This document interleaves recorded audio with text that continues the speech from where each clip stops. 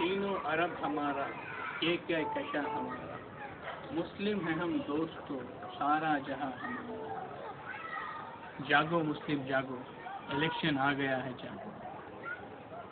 जी हाँ दोस्तों, इलेक्शन आते ही सब नेताओं को मुस्लिम समाज की याद आती है। तभी इन्हें मुसलमानों की गरीबी और बेरोजगारी का एहसास होता है। अगर आप इनकी बातों में आ गए तो ठीक है, वरना इनके पास एक और रास्ता है। जी हाँ, आपके वोट फोड़ने का रास्ता।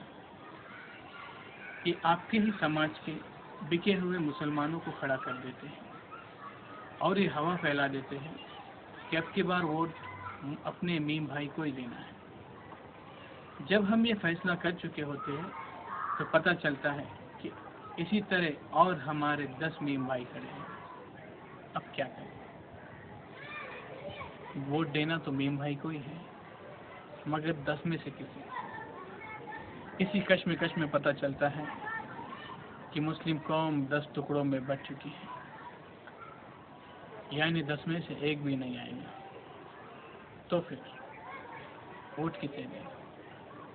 उससे बेहतर तो है कि किसी दूसरे समाज के कोई और आदमी को वोट दे देते हैं।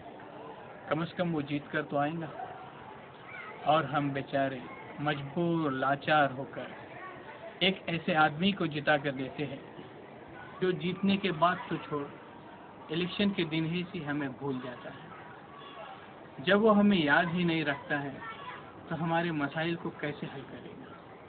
फिर 5 साल का इंतजार, और अगले 5 साल बाद भी फिर ऐसा ही होता है, और ऐसा ही होता रहेगा जब तक हम एकजुट होकर, मुत्तहिद होकर किसी एक आदमी से अपनी शर्तों के मुताबिक वोटिंग न करें।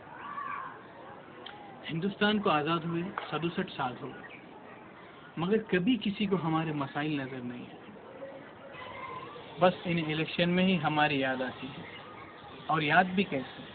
हमें कमजोर करने की, हमारे वोटों के टुकड़े टुकड़े करने की। इनसे भी इनका दिल नहीं भरता। ये हवा फैला देते हैं। जी हाँ, पैसों की हवा, कि अब के बार 1000 रुपये फूली मिलेंगे। हमारे गरीब मजदूर भाई बहन 5 बजे तक पैसों का इंतजार करते हैं। 5:30 बजे ये खबर आती है कि अब की बार पैसा तो मिलेगा, मगर 300 रुपये फूली है। अब क्या करें?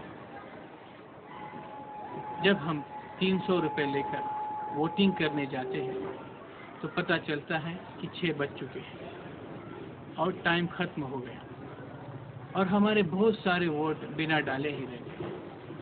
जब हमारे वोट डले ही नहीं है तो हमारा कैंडिडेट जीत कर कैसे आएगा? जीत कर तो वही आएगा ना जिसे आपके वोट की ज़रूरत ही नहीं थी। इसलिए मैं कहता हूँ, अपनी अहमियत को समझो, अपने वैल्यू को पहचानो। हदीस है, अल्लाह ताला फरमाता है कि जब तक इस दुनिया में एक अल्लाह कहने वाला बाकी रहेगा, मैं इस दुनिया के निज़ाम को बराबर चलाऊंगा। एक अल्लाह कहने वाला, जिसकी वजह से पूरी दुनिया का निज़ाम बराबर चले। सूरज अपने मुकर्रर वक्त पर निकले, चांद बराबर निकले, समंदर यूं ही थर्राटे मारे, रात अपने वक्त पर बराबर हो। जब इस एक अल्लाह कहने वाले की वजह से पूरी दुनिया का निज़ाम बराबर चल सकता है, तो क्या इस एक अल्लाह कहने वाले के वैल्यू से, तो क्या इस एक अल्लाह कहने वाले के वोट से हिंदुस्तान की हुकूमत नहीं चल सकती? तो क्या इस एक अल्लाह कहने वाले के वोट से कोई नेता गिर नहीं सकता? इसलिए मैं कहता हूँ कि सब एक साथ एकजुट होकर कि जो हमारी शर्तें मानेगा हम उसे जिता कर देंगे, और जो हमारी शर्तें नहीं मानेगा उसे हम मुंह के बल गिराएंगे। यकीन मानो दोस्तों, इनमें ताकत नहीं है कि ये आपके वोट के टुकड़े कर सकें। हज़रत उमर बिन अब्दुल अजीज़ रहमतुल्लाह अलैह फाउंडेशन, ये फाउंडेशन समाज के हित में बहुत सारे कार्य अंजाम दे रहा है। जैसे कि हज़रत उमर बिन अब्दुल अजीज़ रहमतुल्लाह अलैह के बारे में मशहूर है कि उनके दौर में भेड़ और बकरियां एक साथ एक पाट पर पानी पीते थे। इस फाउंडेशन के अंतर्गत, इस फाउंडेशन के बीच हम यही चाहते हैं कि कम से कम ये कौम, ये मुस्लिम एक साथ ایک پلیٹ فارم پر پہنچائیں۔ اگر آپ بھی اس فاؤنڈیشن سے جڑنا چاہتے ہیں تو اسکرین پر دکھائی ہمارے نمبر سے آپ کانٹیکٹ کر سکتے ہیں یا ہمیں ای میل بھی کر سکتے ہیں۔ ہماری ویب سائٹ بھی اسکرین پر دکھائی جا رہی ہے۔ آخر میں بس اتنا ہی کہوں گا کہ کچھ بات ہے کہ ہستی مٹی نہیں ہماری، کچھ بات ہے کہ ہستی مٹی نہیں ہماری، دشمن رہا ہے صدیوں سے دور زماں ہم۔